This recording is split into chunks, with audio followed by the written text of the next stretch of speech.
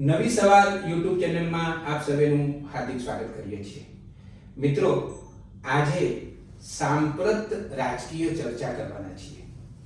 નવી સવાલ YouTube channel શરૂ કરી એ પછી રાજકારણ અથવા તો જાહેર જીવન એના ઉપર ચર્ચા કરવી કે ન કરવી એના વિશે ખાસી વિચારણા થઈ, ચર્ચા થઈ. પોઝિટિવ જર્નલિઝમ કરવું, સમાજનું ઉત્થાન થાય એવા વિષયો ઉપર વધારે ફોકસ કરીને કામ કરવું, એવો મૂળ વિચાર હતો. એટલે રાજકીય વિષયને સ્પર્શ ન કરવો એવી પણ એક ચર્ચા થઈ. પરંતુ છેવટે વિચાર કર્યો કે ભારત એ સમગ્ર વિશ્વની સૌથી મોટી લોકશાહી છે અને જાહેર જીવન, રાજકારણ એક મહત્વનો પડાવ છે, મહત્વનો પ્રદેશ છે. મનુભાઈ પંચોળી દર્શક તો એવું કહેતા કે જે વ્યક્તિ રાજકારણમાં રસ ન લેતી હોય એને તો ઉપદ્રવી ગણવી જોઈએ. એટલે છેવટે નક્કી કર્યું કે આપણે સાંપ્રત વિષય તરીકે રાજકારણની ચોક્કસ ચર્ચા કરીશું અને આજે આપણે રાજકારણની જ ચર્ચા કરવાના છીએ. નવી સવારના સ્ટુડિયોમાં આજે જાણીતા વરિષ્ઠ પત્રકાર, રાજકીય સમીક્ષક અને સર્જનાત્મક લેખક, ક્રિએટિવ રાઇટર શ્રી જયવંતભાઈ પંડ્યા આપણને આજે મળ્યા છે. જયવંતભાઈ, તમારું સ્વાગત કરું. નમસ્તે. જયવંતભાઈ, તમે જુદી જુદી ચેનલોમાં એમને ચોક્કસ જોતા હશો. એ જુદી જુદી ચેનલોમાં તેઓ રાજકીય સમીક્ષા કરે છે, સામાજિક અને સાંપ્રત પ્રશ્નો વિશે પણ તેઓ પોતાના વિચારો સરસ રીતે રજૂ કરતા હોય છે. પત્રકારત્વમાં તેમણે ઘણું પ્રદાન કર્યું છે. મુખ્ય પ્રવાહના જે આપણા બધા અખબારો છે, ગુજરાત સમાચાર, સંદેશ, દિવ્ય ભાસ્કર, આ બધામાં તેમણે જે ન્યૂઝ એડિટર કહી શકાય, એટલે આપણે એમ કહીએ કે જે ચાવીરૂપ જવાબદારીઓ હોય છે, મહત્વની જવાબદારીઓ હોય છે, એ તેમણે અદા કરી છે. અભિયાન સાપ્તાહિકમાં પણ તેઓ ઉપતંત્રી એટલે કે ડેપ્યુટી એડિટર હતા. એટલે એમની પાસે એક આખો બહુ જ વિશાળ કહી શકાય એવો અનુભવ છે. એટલે આપણને આજે ચર્ચા કરવાની પણ ખૂબ મજા આવશે. જયવંતભાઈ, આજનો વિષય અમે એ રાખ્યો છે કે રૂપાલાજીને ન હટાવવાના 7 કારણો. વાહ. આજે 22મી એપ્રિલ છે. આજે છેલ્લો દિવસ છે. ગુજરાતની વાત કરીએ તો જે લોકસભાની ચૂંટણીના ફોર્મ ભરાઈ ગયા હતા અને આજે સાંજ સુધીનો સમય, આમ તો લાગતું હતું જ, લગભગ નક્કી જ હતું કે ભારતીય જનતા પક્ષ પરસોત્તમ રૂપાલાજીને હટાવવાના નથી. પણ તોય એકલ દોકલ ક્યારેક ક્યારેક એવી ચર્ચા થયા કરતી હતી કે છેલ્લી ઘડીએ તમે જોજો ને, છેલ્લી ઘડીએ ચોક્કસ એમને કહેવામાં આવશે કે તમારે હવે નથી લડવાનું અને બીજી વ્યક્તિ લડશે. જો કે જે છેવટે તો એ જ થયું છે કે તેઓ ચૂંટણી લડી રહ્યા છે. આ જે મુદ્દો છે આખો, 23મી માર્ચના રોજ રૂપાલાજી રાજકોટમાં એક ભજનનો કાર્યક્રમ હતો, એમાં ગયા. આપણા બહુ જ જાણીતા ભજનીક કરસનદાસ સોગઠિયા, મેં એમની સાથે ફોન પર વાત પણ કરેલી. તો એમનો ભજનનો કાર્યક્રમ હતો, રૂખી સમાજ એટલે કે વાલ્મીકી સમાજનો કાર્યક્રમ હતો અને એમનાથી કંઈક થોડું બોલાઈ ગયું એવું, જેનાથી ક્ષત્રિયો નારાજ થયા અને પછી તો એક આખો બહુ જ મોટો એક આખું પ્રકરણ બની ગયું અને ચડાવ ઉતાર આવ્યા કર્યા અને છેવટે રૂપાલાજીને ભારતીય જનતા પક્ષે ન હટાવ્યા.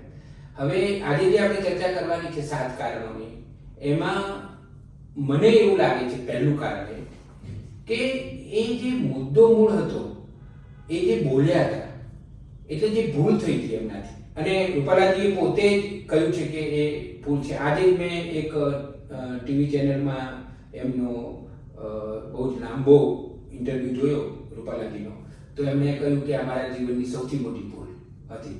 એટલે એમની જીભ લપસી ગઈ. તો જયવંતભાઈ, મને એવું લાગે છે જ્યારે આપણે હવે રાજકીય ચર્ચા કરી રહ્યા છીએ, વિશ્લેષણ કરી રહ્યા છીએ, ત્યારે કે એ જે ચૂક થઈ ગઈ એમની, ભૂલ કે ચૂક તમે જે કહો તે, એ એટલી બધી ગંભીર નહોતી કે એને કારણે એમને કહેવું પડે કે ભાઈ તમારે ચૂંટણી નથી લડવાનું. તમે શું માનો છો? સૌ પ્રથમ તો હરેશભાઈ, તમને અભિનંદન. પોઝિટિવ જર્નલિઝમ આજના સમયમાં દુર્લભ વસ્તુ બની ગઈ છે. કારણ કે આપણે મીડિયામાં હોઈએ એટલે આપણને પહેલું એ શીખવવામાં આવે કે કોઈ પણ બાબત હોય, ઘટના હોય, કોઈ પણ આપણે રિપોર્ટિંગ કરીએ અથવા તો આલેખન કરીએ તો નેગેટિવ પાસું આપણે લખવું જોઈએ, કોઈના પ્રચારમાં આવી ન જવું જોઈએ. હું એની સાથે પણ સહમત છું, પરંતુ સાથોસાથ એ વાત સાથે પણ સહમત છું કે કંઈક સારી વસ્તુ બનતી હોય તો એનું સંપૂર્ણ અંતઃકરણથી એનું સમર્થન કરવું જોઈએ.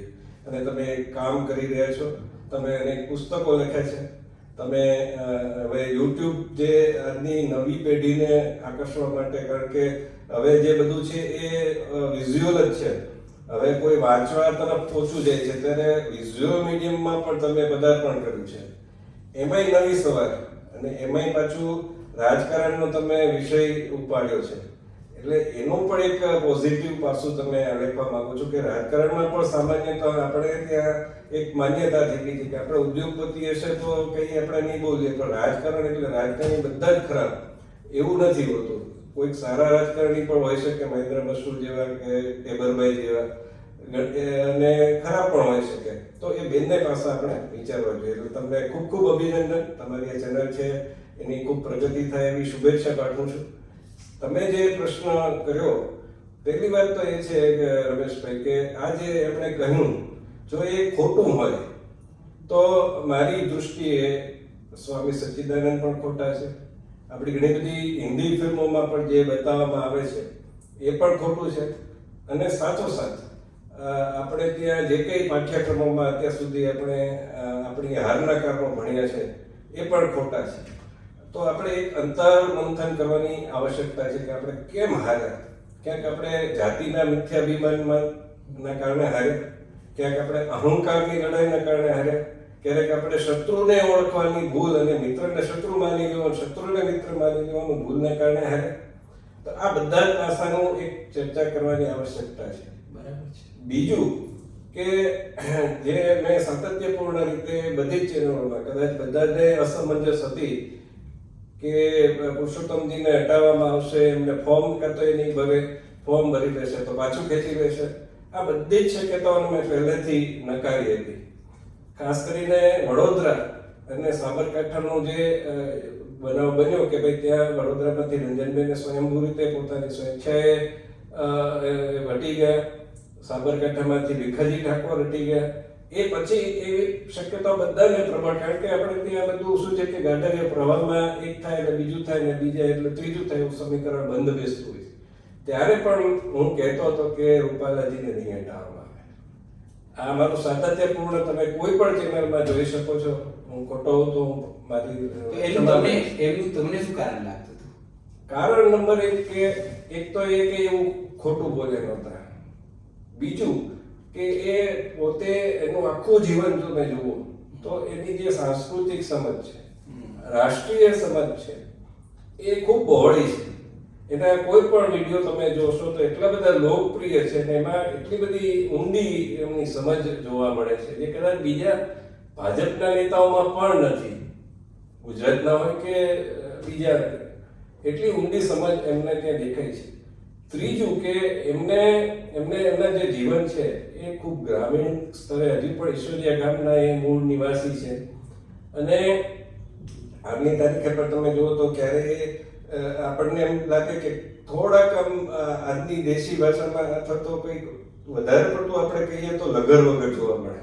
દાઢી એમને ટ્રીમ ન કરેલી હોય, વાળ કદાચ એવા વ્યવસ્થિત ઓળ્યા ન હોય, હજુ પણ જબ્બો લેંગો પહેરતા હોય ને ઉપર બંડી હોય, આવો એમનો પરિવેશ છે. આજની તારીખે પણ એ ક્યાં પણ જાય ત્યાં કોઈ શુદ્ધ ગુજરાતી એવી બોલવી, જે આપણે કહેવાય ને કે ભાઈ ચીપી ચીપીને બોલવું, એવું એમનામાં નથી જોવા મળતું. એ આખા બોલા છે, આખા બોલા પણ છે. કેશુબાબાની જેમ તમે જો કે કેશુબાબા પણ આમ આખા બોલા.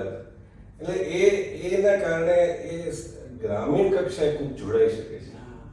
એટલે મને લાગતું હતું કે આ વ્યક્તિને હટાવાશે તો કદાચ ભાજપમાં એને બહુ ઘેરા પ્રત્યાઘાત પડશે, સાથોસાથ ભાજપના સમર્થકોમાં પણ ઘેરા પ્રત્યાઘાત પડશે. કારણ કે આ પુરુષોત્તમ રૂપાલા છે એવું વ્યક્તિત્વ છે, એને તમે એની જે સભાઓ તમે જુઓ ને તો 2022ની ચૂંટણી હોય કે 2017ની ચૂંટણી હોય, જ્યારે પાટીદારો સામે પડ્યા હતા એવા વખતે પણ એ પક્ષની પડખે અડીખમ ઉભા હતા. એમના તરફથી એક પણ એવું નિવેદન નહોતું આવ્યું કે જે કંઈ ઘસારો કરે કે કંઈ એમનું થાય પક્ષને નુકસાન થાય. હા, બરાબર. કોઈ પણ બાબત હોય એમને જે કંઈ મળ્યું એનો એને સ્વીકાર્યું.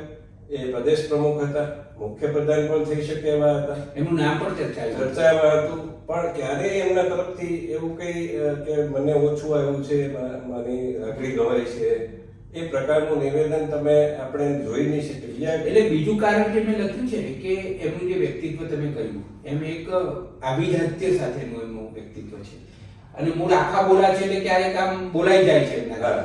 અને મેં વ્યાખ્યા એવી વાંચેલી ક્યાંક કે આખા બોલી વ્યક્તિ કોને કહેવાય? તો જે બોલતી વખતે આખી વ્યક્ત થઈ જાય, કઈ છુપાવી ના શકે, એને આખા બોલી વ્યક્તિ કહેવાય. તો કેટલાક એવા હોય છે ના તો બધા જમીન સાથે જોડાયેલા છે. એટલે બીજું જે કારણ મને લાગે છે, એક તો દાખલા તરીકે કોઈ એવી ગંભીર એમનાથી એવું અત્યંત ગંભીર બોલાઈ ગયું હોત અથવા તો એવું કંઈક ગંભીર ચૂક થઈ હોત તો ભારતીય જનતા પક્ષે ચોક્કસ વિચારવું જોઈએ. પણ એ એમનાથી એક થોડુંક બોલાઈ ગયું અને મને એવું લાગે કે હવે બીજું કારણ આપણે ચર્ચા કરીએ કે અમે બહુ ઝડપથી તરત જ હૃદયથી એની માફી માંગી લીધી. 23મી તારીખે તેમનાથી નિવેદન થયું, પછી એનો વિડીયો વાયરલ થયો અને એમને ખબર પડી ગઈ તો એમણે પોતે જ વિડીયો બનાવ્યો 24મી તારીખે. અને એ વિડીયો એમણે રજૂ પણ કરી દીધો અને એમાં એમણે હૃદયથી માફી માંગી કે મારું કહેવાનો હેતુ આ હતો. એટલે મને એવું લાગે છે કે જે આપણે 7 કારણોની ચર્ચા કરી રહ્યા છીએ એમાં બીજું કારણ આ છે કે એમણે તરત જ પસ્તાવો કરી લીધો અને એમણે એમ પણ કહ્યું કે મારા કારણે તો મારા પક્ષને પણ જે સાંભળવું પડે છે એ પણ મને ગમતું નથી. એ બીજું કારણ કદાચ. એ વાત તમારી એકદમ સાચી છે કે ઘણીવાર મોટા નેતાઓ હોય છે તો મારું મીડિયાએ ખોટું અર્થઘટન કર્યું છે અથવા તો આવી મારી કોઈ બહાનાબાજી કરે, પણ એમણે કોઈ પણ જો અને તો વગર એમણે ક્ષમા માંગી અને મને લાગે છે કે એક વખત નહોતી માંગી, કદાચ 2-3 વખત એમણે બે ત્રણ વાર માંગી છે. સંમેલનમાં હાજર રહીને પણ માંગી છે અને એમણે જ નહીં, પક્ષના પ્રમુખ પ્રદેશ પ્રમુખ સી.આર. પાટીલજીએ પણ ક્ષમા માંગી છે. એટલે બીજું કારણ આ. હવે ત્રીજું કારણ મને એવું લાગે છે કે જે આ ઘટના બની એ પછી જે સંજોગો ઊભા થયા અને આખો વિવાદને વધારે એને શું કહેવાય બહેકાવવામાં આવ્યો, એની પાછળ પણ ઘણા બધા પરિબળો હતા. એ પરિબળો આપણને ના દેખાય અથવા તો લોકો સુધી એની વાત ના પહોંચે, પણ જે અંદર આંતરપ્રવાહો હોય એ આંતરપ્રવાહો કદાચ ભારતીય જનતા પક્ષના પોતાના પણ હોઈ શકે, વિરોધ પક્ષના પણ હોઈ શકે. એમાં મીડિયાને કઈ રીતે આમાં સામેલ કરી લેવું એની પણ એક પેંતરાબાજી ચાલતી હોય. અને બીજું એ છે કે મને પોતાને, હું 40 વર્ષથી પત્રકારિતામાં છું તો મને પણ લાગે છે કે ઘણીવાર એવું હોય છે કે એક અમુક બાબતોનું એક હાઈપ ઊભી કરી દેવામાં આવતી હોય છે અને એ કોઈ પણ રાજકીય પક્ષ દ્વારા કરાતી હોય છે. તો એક આખો જે પ્રસંગ બન્યો, આજે આખી ઘટના બની, એ ઘટનાને આમ જાણે કે એક ઉપાડી લેવામાં આવી અને એ બધી વસ્તુઓનું આકલન છેવટે તો સ્વસ્થ રીતે ભારતીય જનતા પક્ષના મોવડી મંડળે કર્યું હશે. એવી બધી બાબતો કઈ લોકોની સામે રજૂ ન પણ થઈ હોય. વચ્ચે એવી વાતો આવતી હતી કે ભાઈ ભાજપના કેટલાક લોકોએ આમાં સામેલગીરી કરી છે. પછી પરસોત્તમ રૂપાલાએ એક પત્રકારે સવાલ પૂછ્યો સુરતના કોઈ કાર્યક્રમમાં, તો એમને તરત જ કહ્યું હતું કે તમે કોનો એજન્ડા લઈને આવ્યા છો, તમે મારી પાસેથી શું બોલાવવા માંગો છો, એવું એમણે કહ્યું હતું. એટલે અને આ રાજકારણમાં બધું જ દેખાતું હોય છે અને જે હોય છે એ બધું દેખાય છે એવું પણ નથી હોતું. એટલે કદાચ મને એવું લાગે છે કે કારણ આ પણ છે કે ઘણા બધા પરિબળો એની પાછળ હશે. સૌથી પહેલી વાત તો એ છે કે આપણે એનો ભૂલવું જોઈએ કે કોંગ્રેસના પ્રદેશ પ્રમુખ તરીકે શક્તિસિંહજી ગોહિલ એ પછી આ ઘટનાક્રમ બન્યો છે. એ પછી આ ઘટનાક્રમ બન્યો છે. બીજું કે કરણી સેનાની પોતાની ભૂમિકા રાજસ્થાનના રાજકારણમાં પણ જોવી પડે, ગુજરાતના રાજકારણમાં પણ જોવી પડે. ત્રીજી ઘટના એ છે કે રાજ શેખાવતની ભૂમિકા અને પદ્મિની બાવાળા. હવે એક તરફ તમે જુઓ કે રાજ શેખાવત છે એ રાજસ્થાનમાં અપક્ષ તરીકે ચૂંટણી લડે છે, તો એ વામન મેશ્રામની એનું સમર્થન લે છે, જે દલિતની વાત કરે છે. એમાં કોઈ આપણને વિરોધ છે જ નહીં, દલિતની વાત થવી જ જોઈએ. પરંતુ એ દલિતની વાતમાં ક્યાંક ને ક્યાંક બીજા સમાજોનો વિરોધ એ પ્રમુખ રીતે દેખાય અને એને દલિતના નામે બીજા પંથ તરફ લઈ જવાની આખી એક એ આપણને દેખાય. એ વ્યક્તિનો ટેકો એને સાથે દેખાવ બધી જગ્યાએ. તો અહીંયા પાછું પદ્મિની બા વાળા છે એની દલિત વિરોધી ક્લિપ વાયરલ થાય અને એમાં એવું કે ભાઈ દલિતોએ સાફા નહીં પહેરવાના, કડી નહીં પહેરવાની. તો આ કેવું ઘોડી ઉપર નહીં બેસવાનું, આ કેવું તમારું માનસિકતા છે. તમે ક્ષત્રિયના નામે તમારી જે લાગણી હોય વ્યક્ત કરો રાજાઓ પ્રત્યે. આપણને પણ આજે પણ આપણે રાજા કહીએ છીએ. આપણે બીજી ચર્ચા કરું પણ દિલીપભાઈ ગોહિલ છે એ પત્રકાર મારા સારા મિત્ર, તો એ ઘણીવાર અમને કહેતા કે આપણે મીડિયામાં શું કામ આપણે એમને રાજા તરીકે લખવાના, રાજપાટ ગયું હવે એ વિતેલા જમાનાની વાત થઈ ગઈ, સાંજેરા પણ બંધ થઈ ગયા. તો હવે શું કામ રાજા ગણવા આપણે? પણ આપણે એક માનથી એને કહીએ છીએ કે ભાઈ એમણે રાજપાટ આપી દીધા, એમણે બહુ મોટું બલિદાન છે આ દેશ માટે થઈને આપ્યું. 562 રાજવાડા હતા એ આપી દીધા હસતા મોઢે. તો એ વાતને આપણે શિરોમાન્ય ગણીને એને રાજવી આજે પણ ગણીએ છીએ. પણ એનો અર્થ એવો નથી કે એને કારણે તમે બીજા સમાજનું પણ આજે બહુ ભારત બદલાઈ રહ્યું છે. આજે દલિતની દીકરી પણ ડોક્ટર છે, દલિતના લોકો પણ પ્રગતિ કરી રહ્યા છે. તો હજુ તમે એ જ માનસિકતામાં રહો અને એક તરફ તમે જે પેલા દલિતના નામે બીજું ચળવળ ચલાવે છે એનો સાથ લો અને અહીંયા તમે જુદું કરો. અને એની પછી પાછું ક્લિપ વાયરલ થાય છે, પછી પણ બીજા સાથે મેં ક્લિપ સાંભળી તો એમાં પણ એ પોતાની વાતને થોડી ઘણી વળગી રહે છે કે પેલા ભાઈ આમ કીધું એટલે મેં આમ કીધું. ત્યારે રૂપાલાજીએ આવું નથી કીધું. રૂપાલાજીએ કોઈ જોને તો એનો સહારો લીધો જ નથી. તો આ આખી વાત અને પછી આપણે ક્ષમા વિદસ્ય ભૂષણમ કહીએ છીએ. તો એ હોવા છતાંય અને આમાં નો ડાઉટ તમે જે કીધું એ પણ સાચું હોઈ શકે કે ભાજપના કેટલાક આંતર પ્રવાહો પણ આમાં હોઈ શકે. કારણ કે એક તો અમરેલીના જે છે એને અહીંયા રાજકોટ લાવવામાં આવે છે. એટલે તમે ચાહે આજે પરેશ ધાનાણીનું પણ ઘટનાક્રમ બન્યો છે, એમની જે પ્રચાર યાત્રા નીકળી તેમાં કોઈ મુખ્ય આગેવાન જ નથી, ઇન્દ્રનીલ રાજગુરુ કે મહેશ રાજપૂત.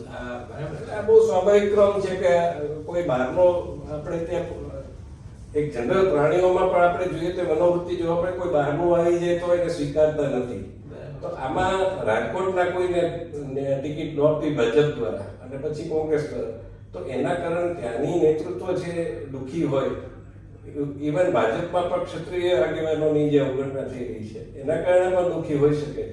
પરંતુ એની સાથોસાથ આ બધું જે સમાજના નામે જાતિવાદ ચલાવવો એ જે ચાલે છે અને મને લાગે છે કે નરેન્દ્ર મોદી છે એ બાબતે બહુ ચોક્કસ છે અને બહુ કડક છે કે કોઈ પણ જાતિવાદ છે એને શરણે ન થવું. એટલે ચાહે તમે હરિયાણામાં જુઓ તો એક ખત્રી છે એને જાટને બદલે ખત્રીને એમને મુખ્યપ્રધાન બનાવ્યા. મહારાષ્ટ્રમાં મરાઠાને બદલે દેવેન્દ્ર ફડણવીસ બ્રાહ્મણને બનાવ્યા. એ ગુજરાતમાં પણ જૈનોની વસ્તી કેટલી, તો પણ વિજય કોઈ દિવસ આવા સંમેલનો જૈનો એ કર્યા જ નથી ગુજરાતમાં કે અમને ટિકિટ આપો, અમારા કોઈને પ્રધાન બનાવો, તમારા મંત્રીમંડળમાં કેટલું એમનું કેટલી હિસ્સેદારી છે એવું ક્યારેય એમણે કહ્યું નથી.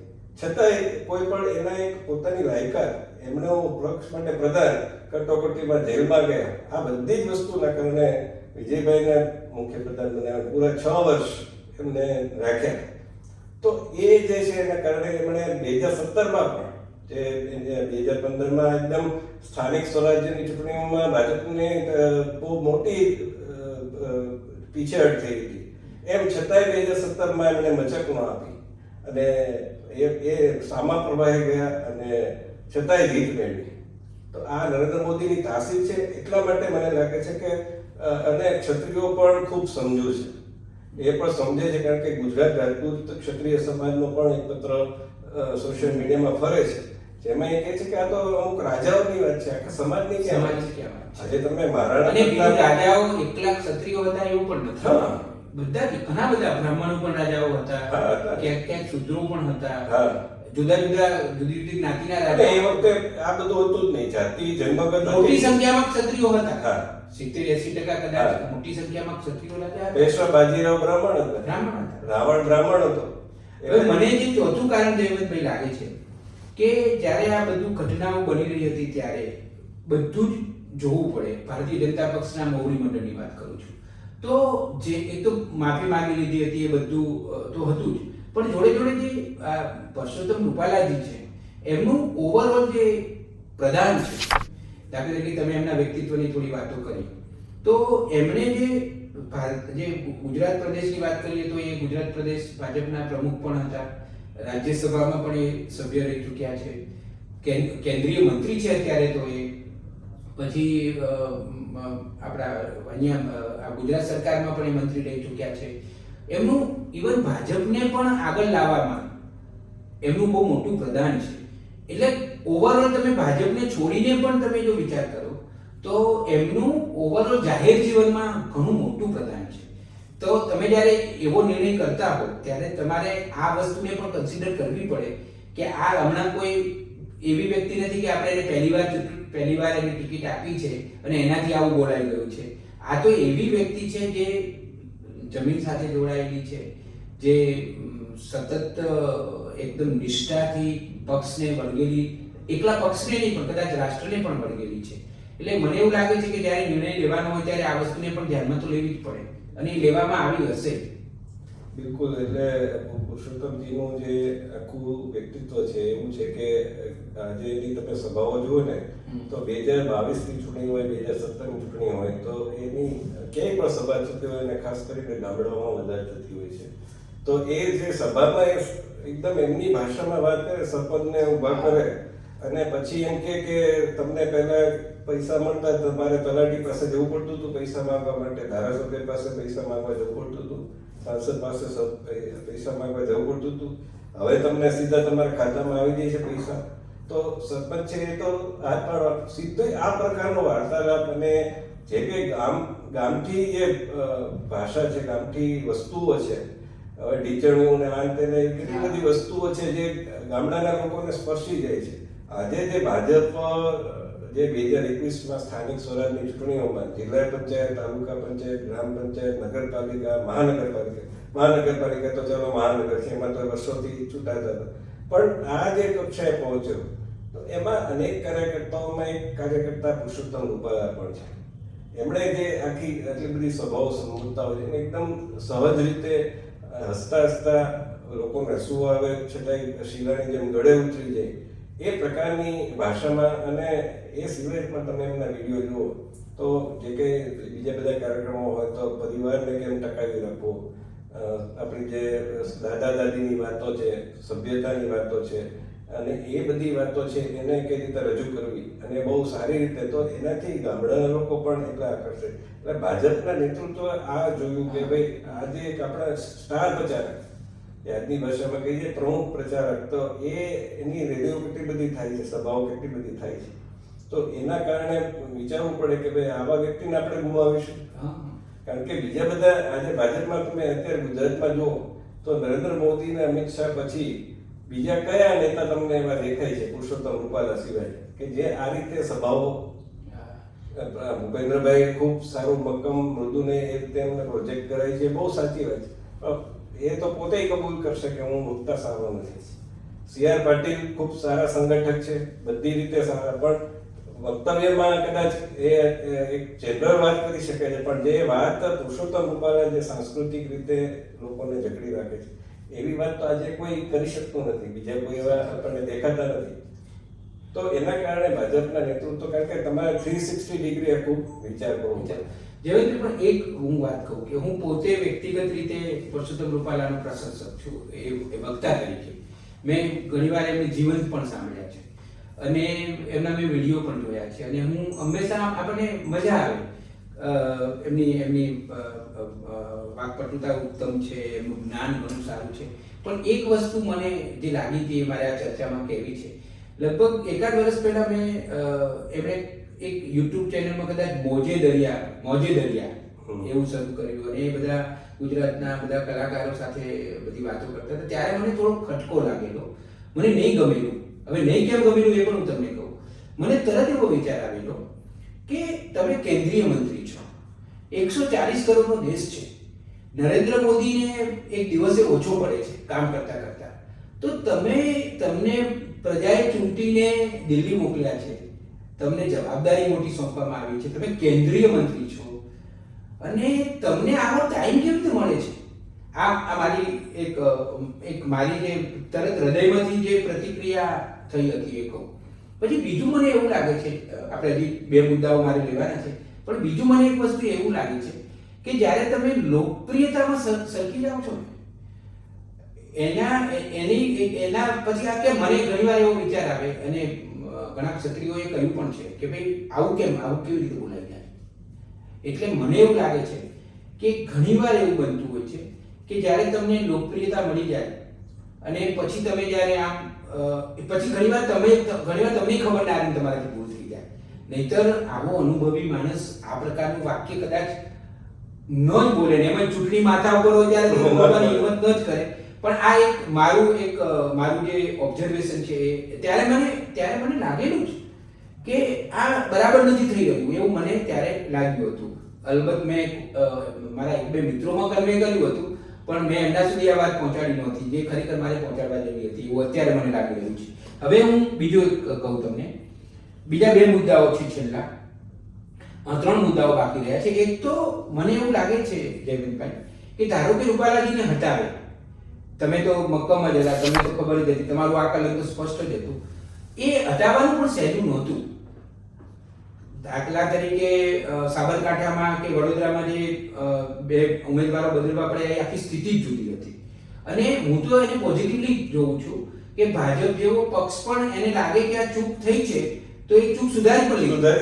પણ અહીંયા એવું એમને ન લાગ્યું કે ભાઈ ના ત્યાં જરૂર હતી, અહીંયા જરૂર નથી.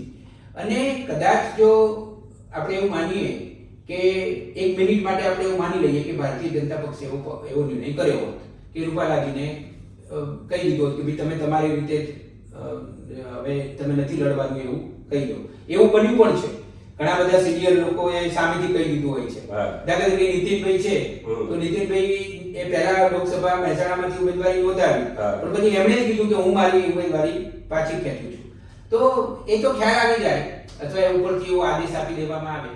પણ મને એવું લાગે છે કે જો ધારો કે એવું કર્યું હોત તો એના જે સંકેતો જાત એ ઘણા બધા લોકશાહીના સંદર્ભમાં પણ, ભારતીય જનતા પક્ષના સંદર્ભમાં પણ, અને જે અત્યારે લડત આપવામાં આવી રહી છે જ્ઞાતિવાદ સામે કે ભાઈ આપણી જે જૂની પદ્ધતિ છે એ પદ્ધતિમાંથી હવે આપણે બહાર આવવાનું છે ધીરે ધીરે. અઘરું છે, ખૂબ અઘરું છે, પણ બહાર આવ્યા વગર ચાલવાનું નથી. એટલે મને એવું લાગે છે કે ભારતીય જનતા પક્ષે એ જે નિર્ણય કર્યો હોત ને તો દાખલા તરીકે એવું પણ બને કે પાટીદારો નારાજ થઈ જાત. એ રૂપાલાજી તો મોટા પાટીદાર છે તો પાટીદારો પણ કદાચ નારાજ થાત. બીજું એ વખતે બીજી દાખલા તરીકે અમરેલીમાં કહેવાતું હતું કે ભાઈ તમારે બેઠક બદલવાની જરૂર છે. મને યાદ છે કે ત્યાં સુધી જુનાગઢમાં પણ અમારા લોહાણાઓ જ કહેતા હતા કે ભાઈ આવું નહીં ચાલે, એમની પણ કંઈક માંગ નથી. તો એ નિર્ણય લીધો હોત તો બીજી ઘણા બધા પ્રશ્નો થાત. એને કારણે પણ આ કદાચ નિર્ણય ન લેવાયો. બિલકુલ તમારી વાત સાચી છે. જે મેં કહ્યું તેમ કે ભાજપને આપણે અલગ રીતે જોવો પડશે. એનું કારણ એ છે કે ભાજપમાં જન્મ કઈ રીતે થયો છે ને એ વાત જોવી પડે. જ્યારે રાષ્ટ્રીય સ્વયંસેવક સંઘને એવું લાગ્યું કે હિન્દુત્વ માટેનો જે અવાજ હતો એ કોંગ્રેસ હતી 1947, 48, 49 સુધી. પરંતુ એ પછી રાષ્ટ્રીય સ્વયંસેવક સંઘ ઉપર પ્રતિબંધ આવ્યો અને પછી એને એમ લાગ્યું કે આપણો અવાજ તો કોઈ રજૂ કરનાર છે જ નહીં. નો ડાઉટ સરદાર પટેલે એમને કહ્યું કે તમે અમારા પક્ષમાં આવી જાઓ. જો એમ થયું હોત તો કદાચ ચિત્ર જુદું પણ હોત. પરંતુ સંઘને એવું લાગ્યું કે આપણે આમાં જઈએ તો આપણું સંગઠન, કારણ કે સંઘે હંમેશા એ વસ્તુ કરી. મેં સંઘનો ઘણો અભ્યાસ કર્યો છે એટલે હું કહી શકું છું કે એને ક્યારેય કોઈ પણ આંદોલન હોય તો ક્યારેય સંઘને ડિઝોલ્વ નથી કર્યો. એના કે ડૉક્ટર હેડગેવારજીએ પણ જ્યારે એને આંદોલન કરવાની જરૂર પડી ત્યારે બીજાને જવાબદારી સોંપી અને પોતે અલગ રીતે. એટલે જ આજે આપણને એમ લાગે છે કે સંઘે કોઈ આંદોલનમાં ક્યારેય ભાગ લીધો નથી. તો સંગઠન તરીકે હંમેશા એને સાચવી રાખવાનું, એટલે જેથી એના ઉપર કોઈ એને ઊની આંચ ન આવે. તો એને કારણે એને વિચાર્યું કે આપણે અલગ પક્ષ કરીએ અને એમાં ડૉક્ટર શ્યામા પ્રસાદ મુખર્જી મળે. હવે એનો જન્મ જ હિન્દુત્વ માટે થયો છે. હવે એના કારણે આજે હિન્દુ સમાજને આખો સંગઠિત કરવાનો હોય ત્યારે એમાં પાટીદાર ને ક્ષત્રિય ને બ્રાહ્મણ ને દલિત ને એ બધામાં ભાજપ છે પડે નહીં. હા, એ વાત ચોક્કસ છે કે દલિતો માટેની જે કંઈ સામાજિક ઉત્થાનની વાત છે તો એના માટે હંમેશા ટેકેદાર છે. આદિવાસી સમાજને ઉત્થાન માટે ટેકેદાર છે. એટલે એના પર તમે જુઓ કે છેલ્લા કેટલાક સમયથી આદિવાસી અને દલિત સમાજનું જે એના મતો ભાજપને મળવા લાગે છે એનું કારણ એ છે કે આદિવાસી સમાજ માટે કેટલા બધા કામો કર્યા હોય કે પછી રાષ્ટ્રપતિ તરીકે દ્રૌપદી મુર્મુજીને બનાવ્યા હોય, એ પહેલા રામનાથ કોવિંદજીને રાષ્ટ્રપતિ બનાવ્યા હોય દલિત, ઉત્તર પ્રદેશમાં કોળી છે દલિતમાં આવે છે. તો આ બધાના કારણે એ હંમેશા એક એજન્ડામાં ચાલે છે કે ગમે તે થાય સત્તા જાય તો પણ આપણે આપણા જાતિવાદને સર્વે ન થવું. ઇવન તમે જો તો મુસલમાન પણ એક આપણે જોઈને જાતિ ગણી લઈએ તો મુસલમાન સમાજના મત નથી મળતા એના માટે કરે છે ઘણી બધી યોજના આ તે કરે, પણ જે કટ્ટરવાદ છે એના શરણે નહીં જવું. એટલે પછી કોઈ પણ સમાજ હોય, મુસલમાનનો સમાજ હોય કે પછી દલિતનો સમાજ હોય કે પછી પાટીદાર ક્ષત્રિય સમાજ, તો એના કારણે આ જે નિર્ણય છે એ ભાજપ કરતો હોય છે કે કોઈ પણ સંજોગોમાં, અને રૂપાલાજીને હટાવે તો પાટીદાર સમાજ દુઃખી થાય એ વાત છે, પરંતુ એમ તો 2017માં પણ પાટીદાર સમાજ સાવ સામે હતો, તો પણ એ માટે મક્કમ રહ્યા. ત્યારે કે અનામત આપી જ નહોતી, અનામત તો પછી મળી છે. જે બિન અનામત આયોગ છે બન્યું એ પછી બન્યું છે, તો ત્યારે તો તમે મક્કમ જ છતાંય જીત્યા છો. તો એ ગણતરીને બીજું કે આમાં જ્યારે ક્ષત્રિય સમાજની વાત આવે કે કોઈ પણ સમાજની, આજે મોટો વર્ગ હવે ધીમે ધીમે આપણે યાદ રાખવું પડશે કે આ જે 2014 પછીનો સમય આવ્યો છે એમાં હિન્દુને ગર્વની અનુભૂતિ થઈ રહી છે. એટલે આજે નાનકડો પેલો 5-10 વર્ષનો ભાગવત જે બાળક આવે છે અને ઇન્ડિયન આઇડલમાં જાય છે કે ટ્રેનમાં જાય છે ને કહે છે કે આ યલો છોડો હરે કૃષ્ણ બોલો, તો એ જે એને અનુભૂતિ થઈ 2014 પછીની આખી પરિસ્થિતિ એકદમ જુદી છે. હા, એ જાણે કે હિન્દુત્વનું પુનઃ જાગરણ જાગરણ થયું છે. એની ચર્ચા આપણે પછી કરીએ, પણ હવે બીજા 2 મુદ્દાઓ લઈ લઈએ. મને એવું લાગે છે જયવંતભાઈ કે આપણે 5 મુદ્દાઓની ચર્ચા કરી, પછી છઠ્ઠો મુદ્દો ભાજપને જે ભાજપની આખી અંદરની જે એમની જે આચારસંહિતા, આંતરિક આચારસંહિતા અથવા તો એના જે સિદ્ધાંતોની વાત તમે કરી રહ્યા છો, એ વાત પણ આમાં આવે છે કે ભાજપને હતું કે પરિસ્થિતિ આપણે સંભાળી લઈશું, સહન કરવાનું આવશે તો સહન કરી લઈશું. આ અંદરની જે તાકાત છે એમાં ડર નથી, પણ એમાં મને તો એવું, કદાચ હું એમ પણ કહું કે અહંકારની વાત નથી, પણ એક મજબૂતાઈથી પરિસ્થિતિને સંભાળી લઈશું, કદાચ ભોગ આપવો પડશે તો આપીશું. અને એમાં હું તમને 2 વસ્તુઓ યાદ કરાવું કે આખા ભારતમાં જો ભારતીય જનતા પક્ષનો ઉદય થયો હોય તો ગુજરાત છે. ગુજરાત એ એમની પ્રયોગશાળા પણ છે એવું પણ કહેવાય છે. અને સ્વાભાવિક છે કે છેલ્લા ઘણા બધા વર્ષોથી, લગભગ 30 થી વધારે વર્ષથી તો આમાં ભાજપ સળંગ 1995 થી ભાજપ સળંગ વિધાઉટ બ્રેક શાસન પણ કરી રહ્યો છે. એટલે ગુજરાત એ ભાજપ માટે બહુ મહત્વનું છે. તો આ ગુજરાતમાં શંકરસિંહ વાઘેલાએ આઈ થિંક 1997માં જે આખી ઘટના બની, હજુરિયા અને ખજુરિયા અને પછી તો કેશુભાઈને જવું પણ પડ્યું અને શંકરસિંહ વાઘેલા પણ, આ કદાચ ભાજપ ઉપર અત્યંત મોટો આઘાતજનક કહી શકાય, જેની કલ્પના પણ ન કરી શકાય એ પ્રકારનો એક આખું વાતાવરણ એ વખતે થઈ ગયું. આ કઈ નાની વાત નથી કોઈ પક્ષ માટે. અને તમે હજી 1980માં તો તમારા પક્ષની સ્થાપના થાય છે અને માત્ર 16-17 વર્ષમાં તમે આવો, તમારે કારનો ઘા સહન કરવો પડે છે. 18 વર્ષે નથી પૂરા થયા, વ્યક્તિ 18 વર્ષે પુખ્ત થતી હોય છે, તો હજી તો તમે સગીર છો પક્ષ તરીકે અને તમારે આ સહન કરવાનું આવે છે. તો એક તો એ વખતે પણ તમે જુઓ કે છેવટે તો ભારતીય જનતા પક્ષ એમાંથી બહાર આવી ગયો અને વધારે સારી રીતે બહાર આવ્યો. પછી મને બીજું, હમણાં તમે જેનો ઉલ્લેખ કર્યો કે પાટીદાર આંદોલન, તો પાટીદાર આંદોલન વખતે પણ જે હવા હતી, આબોહવા હતી, એ જબરજસ્ત હતી. તો એને પણ છેવટે ભારતીય જનતા પક્ષે આ 2 મોટા જે આંધીઓ કહી શકાય, વાવાઝોડા કહી શકાય, એટલે એક કોન્ફિડન્સ ભારતીય જનતા પક્ષને કે ભાઈ આમાંથી પણ આપણે બહાર આવીશું, એવું મારું માનવું છે. તમે શું માનો છો? નહીં, બિલકુલ નરેન્દ્ર મોદીએ અથવા તો સંઘે એક મોટા સમાજનું એવું સમાજ નિર્માણ કર્યો છે જે દેશ શોધતો હોય, જેના માટે પહેલી પ્રાયોરિટી દેશ છે. એટલે એમની દરેક વાતમાં દેશ, એટલે દેશ માટે ગમે તે કરી ચૂક્યું. તમને રમેશભાઈ ખબર જ હશે, અથવા તો હું ફરીથી યાદ આપું કે 1984માં જ્યારે ઇન્દિરાજીની હત્યા થઈને દેશ આખો વેરવિખેર હતો, ખાલિસ્તાનનું ભૂત ધણધણી રહ્યું હતું. કાશ્મીરમાં ત્રાસવાદ હતો, પૂર્વોત્તર ભારતમાં, ઈશાન ભારતમાં ખૂબ ઉગ્રવાદ હતો, ઉલ્ફાના અંતે. અને એવા સમયે ઇન્દિરાજીની હત્યા થાય છે. રાજીવ ગાંધી છે, બાલા સાહેબ દેવરસના ભાઈ, ભાવરાજ દેવરસના મળે છે. અને એ વખતે નાનાજી દેશમુખ પણ એક પહેલામાં લખે છે કે આપણે આ સમયે કોંગ્રેસને ટેકો આપવો જોઈએ. અને એવા સમયે કોંગ્રેસ 404 બેઠકો અથવા 414 આંકડો કદાચ ભૂલી રહ્યો છું, એમાં બે ભાગમાં થયું હતું.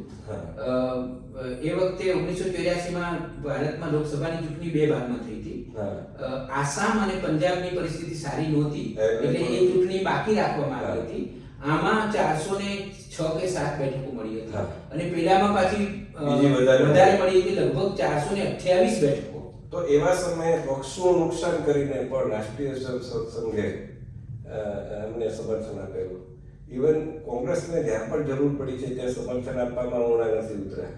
બાંગ્લાદેશનું હોય કે પછી ઇન્દિરાજીએ સૌથી પહેલા જે મીનાક્ષીપુરમની ઘટના બની છે, જે મોટાભાઈ હિન્દુઓનું મુસલમાન ઇસ્લામમાં પંથાંતરણ થયું, તો એ વખતે ઇન્દિરાજીએ ડૉક્ટર કરણસિંહને જવાબદારી સોંપી, જે મહારાજા હરિસિંહના પુત્ર હતા, કાશ્મીરના રાજા, પૂર્વ રાજા. એને જવાબદારી સોંપી અને વિશ્વ હિન્દુ સમાજ નામનું સંગઠન બનાવ્યું. એમાં સૌથી પહેલી વાર આ ઘટનાનો કદાચ કોઈએ ઉલ્લેખ કોઈને ખબર નથી, પણ એમાં પહેલી વાર સંઘે પોતાના 2 પ્રચારકોને સોંપ્યા, અશોક સિંઘલજી અને બીજાનું નામ કદાચ પેલા પિંગળે, મોરોપંત પિંગળેને સોંપ્યા. અને આ પહેલી વાર ઘટના બની કે જે એમણે પોતાના પ્રચારકો, એટલે એવું નથી કે સંઘ છે ભાજપને જ પોતાના પ્રચારકો સોંપે, વિશ્વ હિન્દુ સમાજને પણ સોંપે. એ અલગ વાત છે કે પછી એ આગળ બહુ ચાલ્યું નહીં. પણ ઇન્દિરાજી વખતે હિન્દુત્વ તરફ ખૂબ વળેલા, કારણ કે એમને અનુભૂતિ થઈ ગયેલી કે દેશ કઈ બાજુ જઈ રહ્યો છે. એ પણ મંદિરે જતા હતા. અને રામ મંદિર માટે સૌથી પહેલું જે સંમેલન વિશ્વ હિન્દુ પરિષદનું એ સમયે 1983માં મળેલું વિજ્ઞાન ભવનમાં મળ્યું, નવી દિલ્હીમાં. હા, એ વિજ્ઞાન ભવન સરકારી, હવે એ સરકારની મંજૂરી વગર બની ન શકે. તો આ સંઘને ઇન્દિરાજીની નિકટતા, સંઘને એટલે ઇન્દિરાજી 1980 પછીની ઇન્દિરાજીની વાત કરું છું, 1975 વાળા ઇન્દિરાજી એટલે એ જે હતું રાજીવ ગાંધીને સમર્થન આપવું હોય કે સંઘ છે, ક્યારે એને ભાજપ માટે સમર્થન આપવું, ક્યારે નહીં આપવું, એ બહુ એની ભૂમિકા ચોક્કસ છે. 2014માં એને જે કર્યું એ પછી 2019માં નથી કર્યું. એટલે એને ખબર છે કે અહીંયા ભાજપને જરૂર છે અથવા દેશ માટે જરૂર છે, તો એ કરે છે. તો કહેવાનો અર્થ એ છે કે આ જે એનું એક એ હંમેશા રહ્યું છે ને એને મોટો એવો સમાજ બનાવ્યો છે.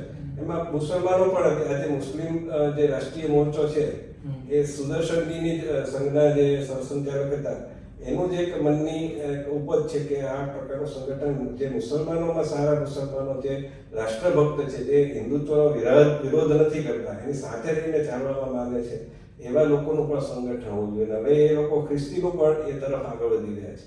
તો એક એવા સમાજનું નિર્માણ કરવું જે સજ્જન હોય, જે દેશ માટે વિચારતા હોય. એમાં ભાષા અલગ અલગ હોઈ શકે છે, આ બધું જ અલગ અલગ, તમારા પહેરવેશ અલગ હોઈ શકે, તમારી ઉપાસના પદ્ધતિ અલગ હોઈ શકે, પણ રાષ્ટ્ર પ્રથમ. તો એના કારણે એ જે સમાજ છે એમાં ચાહે ક્ષત્રિય હોય, ચાહે પાટીદાર હોય, તો એવો સમાજ છે કે જે 370 માટે હંમેશા ભાજપને સમર્થન કરે છે, રામ મંદિર માટે ભાજપને સમર્થન કરે છે, યુસીસી અથવા તો સમાન નાગરિક સંહિતા માટે સમર્થન કરે. તો એ પછી ક્યારેય આ પ્રકારનું જાતિવાદી આંદોલન ઊભું થાય છે. તમે જો 2017માં સુરત એપિસેન્ટર હતું આમ જોઈએ તો, સુરત અને રાજકોટ ને મોરબી ને બધું, એ છતાંય સુરતની બધી બેઠકો ભાજપને મળી. આજે તો બિનહરીફ થઈ ગઈ. તો એ એટલા માટે થઈ શકે છે કે સંઘે મૂળિયા નાખ્યા છે અહીંયા. ભાજપે એને આગળ વધાર્યું છે. નરેન્દ્ર મોદી આખું એ તો આખી અલગ જ એનાથી ઉપરના લેવલે રહી ગયા છે. એટલે જયવંતભાઈ, ક્યારેક આપણે નિરાંતે ચર્ચા કરીશું, કારણ કે 2025માં રાષ્ટ્રીય સ્વયંસેવક સંઘને 100 વર્ષ થવાના છે. તો એમાં મુસ્લિમોનું ભાગીદારી અને ખ્રિસ્તીઓની ભાગીદારી એ સંદર્ભમાં થોડીક ચર્ચા કરીશું, કારણ કે મારા મનમાં થોડા પ્રશ્નો પણ છે. હું પણ થોડોક અભ્યાસી તો છું એ બાબતમાં. હવે આજે છેલ્લો સવાલ આપણે લઈએ કે 7મું કારણ. આ મને એવું લાગે છે કે આ જે 7મું કારણ છે ને, કદાચ આ 6 કારણને ચડી જાય એવું છે. આ 7મું કારણ જે મને લાગે છે એ છે કે ભારતીય જનતા પક્ષ અથવા તો નરેન્દ્ર મોદી એ આખા ભારતના ભારતીયોને એવું સમજાવવા માંગે છે કે મહેરબાની કરીને તમે રાષ્ટ્રને સૌથી ઉપર માનો. આ જ્ઞાતિઓ, આ સમાજ, આ બધામાંથી તમે બને તેટલા બહાર આવો. અહીંયા હું બને તેટલા શબ્દ વાપરું છું કારણ કે એમને ખબર છે, આપણા બધાને ખબર છે કે હજારો વર્ષથી જે જ્ઞાતિવાદ છે એ જ્ઞાતિવાદને તમે ગમે તેટલો પ્રયત્ન કરો તો એની સંપૂર્ણ ઉપેક્ષા તમે નથી જ કરી શકતા. એટલે નરેન્દ્રભાઈ, મને તો એવું લાગે છે કે ક્ષત્રિયોને પણ પોઝિટિવલી એક સંદેશ આપવા માંગે છે કે તમારો ગુસ્સો છે, તમને માઠું લાગ્યું છે, એ બધું બરાબર, પણ તમારે છેવટે તો આ બધાથી ઉપર ઉઠવાનું છે. તમારે રાષ્ટ્રનો વિચાર કરવાનો છે. તમારે આપણા એક જાણીતા છે, આપણા એમણે સરસ વાક્ય લખ્યું છે હમણાં, જસવંત રાવલ આપણા સિનિયર પત્રકાર છે. એમણે બે ત્રણ ખૂબ સુંદર લેખો લખ્યા. એમાંનો એક લેખ હતો, એમાં એમણે આ જ વસ્તુ કહેલી કે રાજપૂત છે એ રાષ્ટ્રપૂત બનવો જોઈએ. એટલે મને એ આ વાક્ય છે, તમે પેલા બધા વાક્ય રાજપૂત ને ભાજપૂત ને એ બધા વાક્યોમાં બહુ ચર્ચા કરીને ટાઈમ બગાડવા જેવો નથી, કારણ કે એ તમને નકારાત્મકતા તરફ લઈ જાય છે. અથવા તો હું એમ પણ કહું કે તમને આપણા બધાને, રાષ્ટ્રને કદાચ નુકસાન તરફ લઈ જાય છે. પણ આ જે દિશા છે એ દિશા ઉપર તરફની છે કે રાજપૂત રાષ્ટ્રપૂત બને, રાષ્ટ્રપૂત બનવો જોઈએ. એટલે આ જે જ્ઞાતિવાદ છે કે સમાજો છે એ બધું બરાબર છે, પણ એ છેવટે તો તમારે નજર કરવાની છે રાષ્ટ્ર તરફ.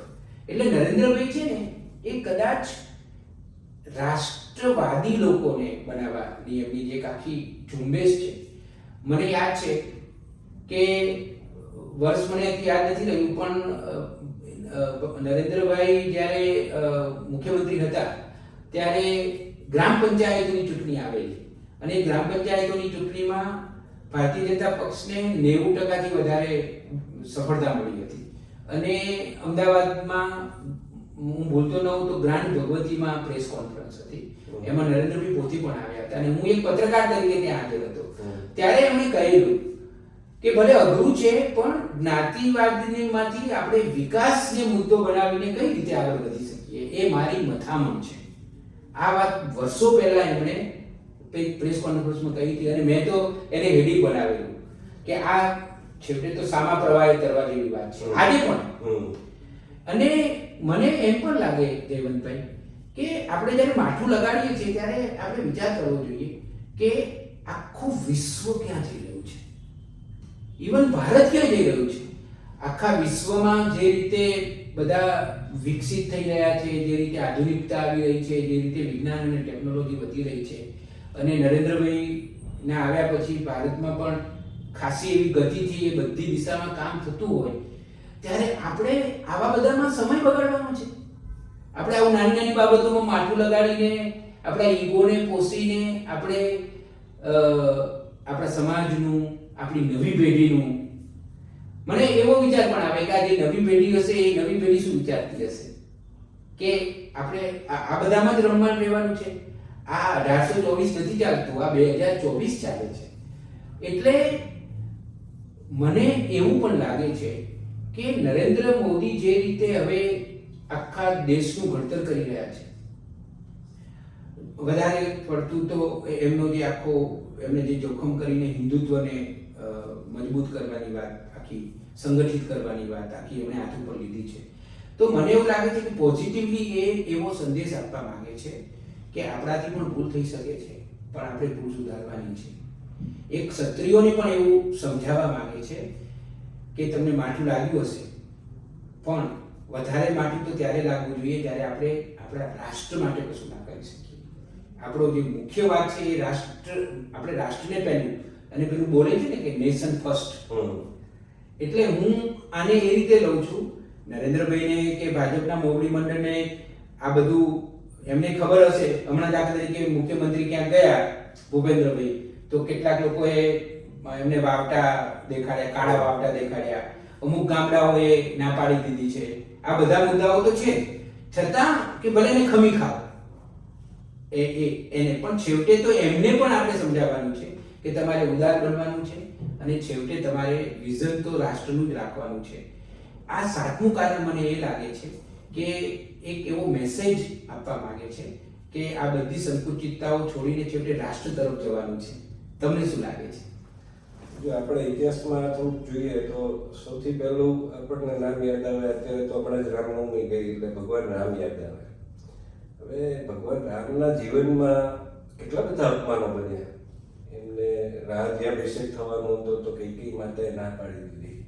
તો એ કૈકેયી માતા સામે કઈ શસ્ત્ર ઉપાડીને બેસી નહોતા ગયા, મંથરા સામે શસ્ત્રો ઉપાડી નહોતા બેસી ગયા. એમને વનવાસ જવું પડ્યું, વનવાસમાં રહ્યા, કોઈ પણ જાતની સુવિધા ન લીધી, એક સંન્યાસીની જેમ રહ્યા, ફળાહાર કર્યો.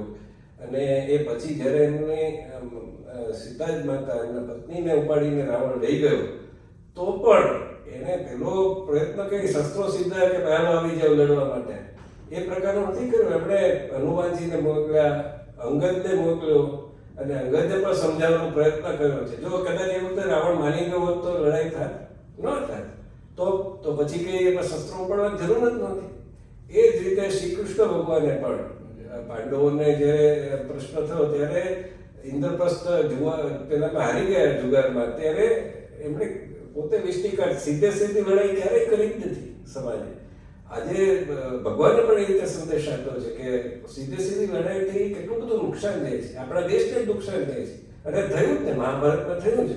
લોહીની નદીઓ વહી ગઈ, બધા કેટલી બધી વિધવાઓ બની ગઈ, કેટલા બધા બાળકો મરી ગયા. તો ભગવાને કૃષ્ણએ કીધું કે 5 ગામો અમને આપી દો તો અમે તો સંતોષ માની લઈશું. જો આ વાત ભગવાન કરતા હોય તો તમે ભગવાનથી પણ મોટા છો કે તમે માફીનો પણ સ્વીકાર ન કરો. આ વાત છે સમજવાની. દેશ માટે થઈને મહારાણા પ્રતાપે કેટલું બલિદાન આપ્યું. આ દેશ માટે થઈને છત્રપતિ શિવાજી અફઝલ ખાન આવતો હતો ત્યારે રસ્તામાં કેટલા બધા મંદિરોને ઉજળ્યા છે એને, છતાંય તે શિવાજી મહારાજ ઘરની બહાર નહોતા નીકળ્યા. જ્યારે આવ્યો ત્યારે એનો વધ કર્યો, સામે આવ્યો ને નજીક ત્યારે ચોરી છુપીથી એને વાઘનખ પહેરીને એનો વધ કર્યો છે. તો આ પ્રકારનું જે આપણા રાષ્ટ્રના ઇતિહાસમાંથી આપણે નહીં શીખીએ. કેટલાક રાજાઓ આપણે એવા પણ થઈ ગયા, માનસિંહ જેવા કે સિંધિયા જેવા, જેમણે ગદ્દારોની ભૂમિકા ભજવી જ છે. અને આજે દેશમાં 562 રજવાડા હતા. તો એક કડવી વાસ્તવિકતા તો એ પણ છે ને કે અંગ્રેજોને શરણે થઈ ગયા હતા ત્યારે જ હતા. નહીં તો જો અંગ્રેજો સામે લડ્યા હોત તો ખાલસા કરી દીધા હોત ડેરાવસીએ. ખાલસા નથી થયા, એનું કારણ શું હતું કે અંગ્રેજોની કૃપાથી જ ચાલતા હતા. સૈન્ય અંગ્રેજોનું જ હતું, એ તો પોતાનો વહીવટ કરતા હતા, ટેક્સ આપી દેતા હતા. તો આ વાતને સમજવાની જરૂર છે. એ લોકોએ જે કંઈ કર્યું આપણે એને માથે ચડાવી, એમના બલિદાનને આપણે રજવાડા આપી, એ બધાને આપણે સમજીએ. ક્ષત્રિયોનું કે રાજપૂતોનું જે પ્રધાન છે એનો કોઈ નકાર જ ન થઈ શકે. એમને સાલિયાણા બંધ થઈ ગયા. હવે તમે જુઓ તો ઇન્દિરાજીએ સાલિયાણા બંધ કરી દીધા. તો શું કોંગ્રેસને એ પછી કોંગ્રેસ ચૂંટાતી જ એવી છે? તો ત્યારે કોઈ આંદોલન થયું જ નથી રાજાઓ. એટલે અત્યારે એ આપણે યાદ કરાવીએ કે તમે સરદાર પટેલ જ્યારે આખું અખંડ ભારતનું નિર્માણ કરતા હતા ત્યારે જે સહજતાથી, ઉમળકાથી અને પ્રેમથી રાષ્ટ્રભક્તિ બતાવીને, આ નાની વાત નથી. એક નાની ઇન્ડિપેન્ડન્સ આપવી હોય કે આપણી નાની વસ્તુ કોઈને આપી દેવાનું હોય તો આપણો જીવ નથી ચાલતો. ત્યાં ક્ષત્રિયોએ એમના બધા રજવાડાઓ આપી દીધા. એ રજવાડાઓ આપ્યા એની પાછળ તો છેવટે રાષ્ટ્રભક્તિ જ હતી. તો એ રાષ્ટ્રભક્તિને યાદ કરીને પણ અત્યારે જો એમને માફી આપી દીધી હોત તો મને લાગે છે કે આખો આ વિવાદ ઉભો ન થયો. કર્ણએ એટલું બધું દ્રૌપદીનું અપમાન કર્યું હતું, જે એક સભામાં થયું હતું ચિરહરણ વખતે, છતાંય કૃષ્ણ ભગવાન કર્ણને મનાવવા ગયા હતા. કર્ણ જો આ બાજુ આવી ગયો તો એનો સ્વીકાર થાય. વિભીષણનો સ્વીકાર થયો છે, રામ ભગવાન સ્વીકાર કર્યો છે. અને લડાઈ પત્યા પછી કોઈ વેરઝેર નથી રાખ્યું.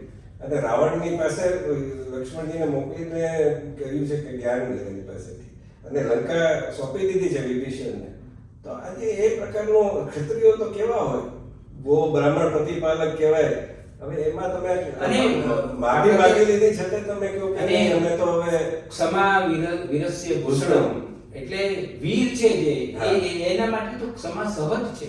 અને અહીંયા તો એવું કઈ એટલી મોટી કોઈ વાત નહોતી. હા, તમને આપણે ચચરે એ વાતને, પણ જ્યારે આખું અખિલાઈમાં જ્યારે વિચારવાનું હોય રાષ્ટ્રને ધ્યાનમાં રાખીને, ત્યારે તો પછી એવું તો પછી આ તમે સ્વામી પ્રસાદ મૌર્ય તો રામ ભગવાન વિશે, પેલા અસદુદ્દીન ઓવૈસીના ભાઈ અકબરુદ્દીન ઓવૈસી તો કૌશલ્ય માતા વિશે કેવું કર્યું છે, કેવું આ બધા બોલે છે. સાંભળી પણ ન શકે, કાનમાં કીડા ખરી પડે.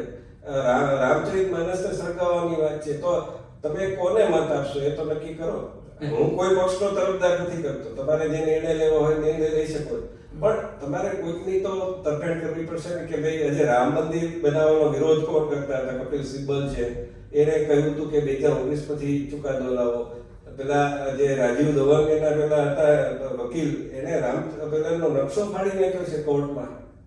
તો એ તમારે જોવું પડશે આજે કે કોણ શું કરે છે.